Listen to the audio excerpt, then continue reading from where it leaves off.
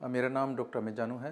मैं Tata memorial hospital में professor के पद पर कार्यरत हूँ और आज मैं आप सबके सामने लंग कैंसर जो कि एक गंभीर बीमारी है उसके बारे में आपसे चर्चा करना चाहता हूँ। लंग कैंसर एक बहुत ही गंभीर बीमारी है और ग्लोबोकन डेटा के हिसाब से मेल्स और फीमेल्स दोनों में कैंसर का मुख्य कारण है।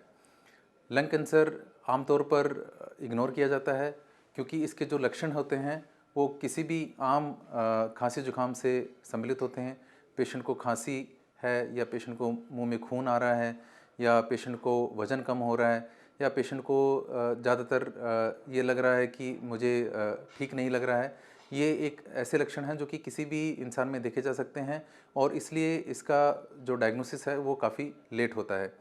लेकिन आजकल कुछ पेशेंट जो कि हाई रिस्क स्टेटस में रहते हैं, जैसे कि जो पेशेंट्स 10 या 15 साल से धूम्रपान कर रहे हैं, स्मोकिंग कर रहे हैं, एक्टिव स्मोकिंग कर रहे हैं, पैसिव स्मोकिंग कर रहे हैं, उन सभी के अंदर लंग कैंसर होने की जो टेंडेंसी है और जो रिस्क है वो काफ़ी बढ़ जाता है। और ऐसे केस में इन पेशेंट्स को अगर कुछ टेंशन है कि क्या मुझे लंग कैंसर हो सकता है, तो वो आगे एडवांस स्टेज में जाने से पहले एक नॉर्मल सीटी स्कैन द्वारा उसका पता लगा सकते हैं। ये जो सीटी स्कैन जो कि इसको बोलते हैं लो डोज सीटी स्कैन, जो कि स्क्रीन करता है लंग कैंसर के लिए, इसमें जो रेडिएशन रिस्क है वो बहुत कम होता है।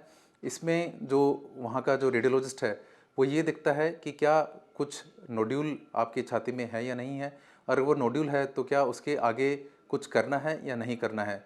इसमें पेशेंट को ज़रूर थोड़ा एंजाइटी होता है, लेकिन एक बहुत ही सिंपल टेस्ट है जिसके द्वारा ये पता लगाया जा सकता है कि क्या कोई कैंसर है या नहीं है, और इसके बाद में एक निश्चिंतता आ सकती है। तो अभी क्या है कि जब अपन को पता लगा कि लंग कैंसर है तो उसके आगे के ट्रीटमेंट जो हैं, अगर अर्ली स्टेज में रहता है तो बहुत ही सिंपल है। ज़्यादातर केसेस में इन पे जो नोड्यूल्स रहते हैं उनका सर्जरी किया जाता है। अगर थोड़ा एडवांस रहते हैं तो रेडिएशन और कीमोथेरेपी भी दिया जा सकता है। लेकिन बहुत ज़्यादा एडवांस होने के बाद में और नेगलेक्ट होने के बाद में इन पेशेंट्स के अंदर अपन को ज़्यादातर मल्टी मोडेलिटी ट्रीटमेंट करना पड़ता है। मतलब कि जिसके अंदर कि आपको रेडिएशन भी लगेगा, सर्जरी भी हो सकता है, कीमोथेरेपी भी देना पड़ सकता है, और आजकल जो नई दवाई आई हैं जिसके अंदर कि अपन म्यूटेशन द्वारा ये पता लगा सकते हैं कि ये जो लंग कैंसर है ये किस कारण से हुआ है। ये स्मोकिंग की वजह से कोई म्यूटेशन जो हुई है, जैसे कि EGFR है, एल्क म्यूटेशंस है, रोज म्यूटेशंस है, और इनके हिसाब से उनको एक टारगेटेड थेरेपी दिया जा सकता है। और अगर ये भी नहीं है तो अपन आजकल के टाइम पर जो नया शोध आया है उसके अंदर ये पता लगा है कि इम्यूनोथेरेपी जो भी काफ़ी इफ़ेक्टिव है लंग कैंसर को काफ़ी हद तक कंट्रोल करने में। सो ये जो दवाई है वो काफ़ी हद तक लंग कैंसर के कारण जो बीमारी अपने फेफड़ों में फैली हुई है, जो काफ़ी दूर दूर तक चली गई है, उसको काफ़ी हद तक कंट्रोल पा सकती हैं।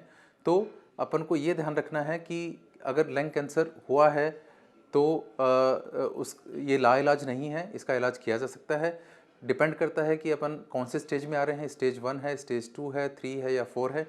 स्टेज 1 और 2 के अंदर जो चांस है 90% चांस है एक पेशेंट के सर्वाइव करने के।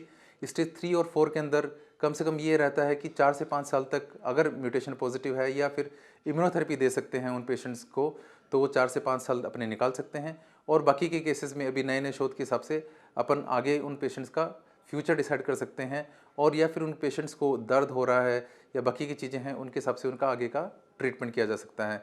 तो अगर कोई भी लक्षण ऐसा उनको लगे कि मुझे खांसी है या मुझे जुकाम है जो कि ठीक नहीं हो रही है, 3 या 4 महीने से है, मेरा वज़न कम हो रहा है, तो ज़रूर अपने नज़दीकी डॉक्टर से मिलें और उनसे परामर्श करें कि क्या ये पॉसिबल है, और अगर उनका सजेशन हो तो अपन एक सीटी स्कैन करा के इन सब चीज़ों को रूल आउट कर सकते हैं। आगे हम बात करेंगे कि एक बार अगर लंग कैंसर का संदेह है तो उसको हम आगे कैसे पता लगाएं कि वो लंग कैंसर है या नहीं है।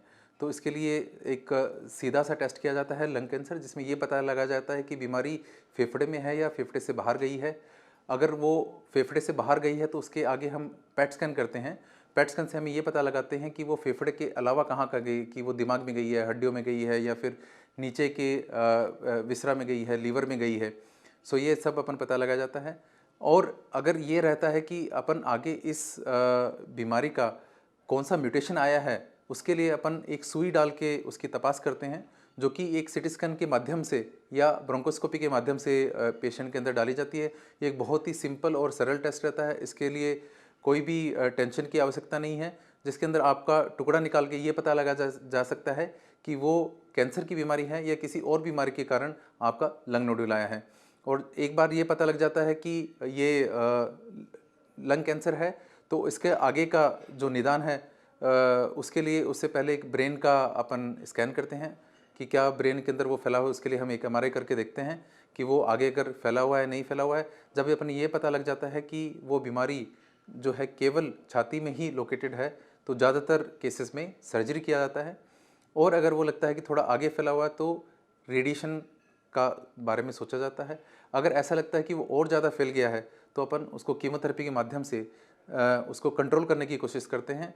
और कीमोथेरेपी जो है उसमें आजकल अपने पास में बहुत सारे लाइन्स हैं, फर्स्ट लाइन से लेके सेकंड लाइन से लेके थर्ड लाइन से लेके अपने पास में लाइन्स है। और अगर अपन को कुछ टारगेटेड म्यूटेशन अगर उसमें मिलता है तो अपन उसको टारगेटेड थेरेपी दे सकते हैं, जिनके अंदर की कॉमन म्यूटेशंस जो रहती हैं, जैसे कि EGFR म्यूटेशन है, एल्क म्यूटेशंस हैं, रोज म्यूटेशंस हैं।